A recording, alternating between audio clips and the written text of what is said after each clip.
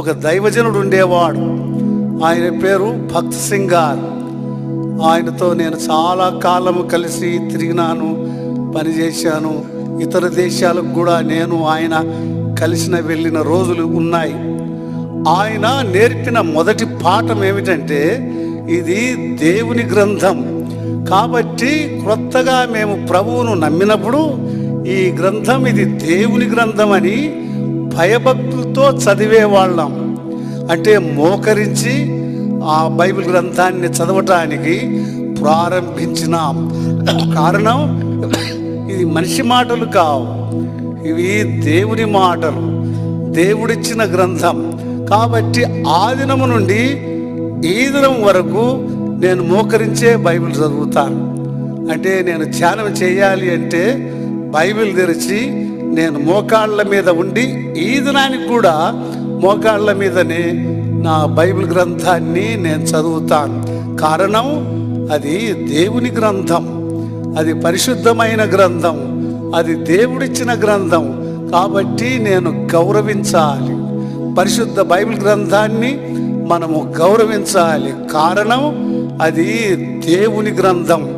మనుషులు రాసిన మాటలు కాదు అవి, దేవదూతలు చెప్పిన కథలు కాదవి, సాక్షాత్తు దేవుడు మనకు తెలియచేసిన వర్తమానము, దేవుని మాటలు.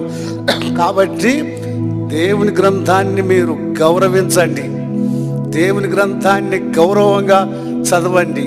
ఇది దేవుని గ్రంథమని గౌరవించి చదివినప్పుడు దేవుని స్వరాన్ని మీరు వినగలరు. నేను చెప్పే మాట వాస్తవిక సత్యం. నేను దేవుని గ్రంథాన్ని, నేను చిన్నప్పుడైతే ప్రభువు నమ్ముకున్న తర్వాత నేను ఇట్లా పట్టుకుంటే చాలు నాకు ఒక రకమైన తృప్తి ఉండేది. దేవుని గ్రంథాన్ని నేను తాకుతూ ఉన్నా చూడు అనిపించేది.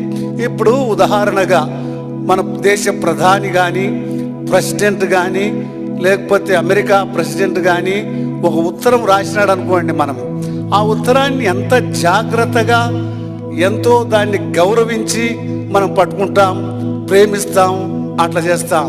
కానీ ఈ గ్రంథాన్ని ఇచ్చింది దేవాది దేవుడు, భూమి ఆకాశములను సృజించిన వాడు, సాక్షాత్తు జీవము కలిగిన దేవుడు, నిజమైన దేవుడు మన కొరకై ఈ గ్రంథాన్ని ఇచ్చినప్పుడు మనము దాన్ని ఎంతో గౌరవంగా చదవాలి. ఇంతవరకు మీరు మోకరించి చదవకుండా ఉంటే మీ ఇష్టం, నిలబడైనా చదువుకోండి, అవి ఎట్లయినా చదవండి. కానీ ధ్యానం చేయడానికి, మోకరించి చదవడానికి ప్రయత్నం చేయండి. ఈ మోకాళ్ళు చాలా కాలం వంగవివి. వయసు అయ్యే లోపల మోకాళ్ళు నొప్పి, నడుములు నొప్పి, అందుకని ప్రాణం ఉండగానే, ఆరోగ్యం ఉండగానే మోకాళ్ళు ఉండడానికి, అవి వంగడానికి ఇష్టపడేటప్పుడు మోకాళ్ళ మీద బైబిల్ చదవడము నేర్చుకోవాలి. ఇది నా అనుభవపూర్వకంగా నేను చెబుతూ ఉన్నా. ఆనాటి నుండి ఈనాటి వరకు నాకు ఆరోగ్యం లేని సమయాలలో కూడా నేను మోకరించి చదువుతాను. అంటే కొన్ని పర్యాయాలు కూర్చొని చూస్తాను, అది వేరే సంగతి.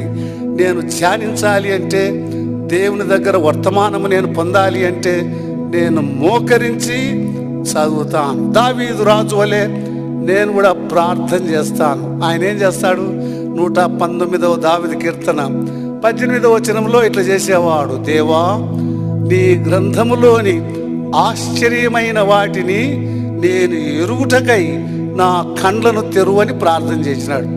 మనం అది చదివేటప్పుడు ఒక ప్రార్థన చేయాలి.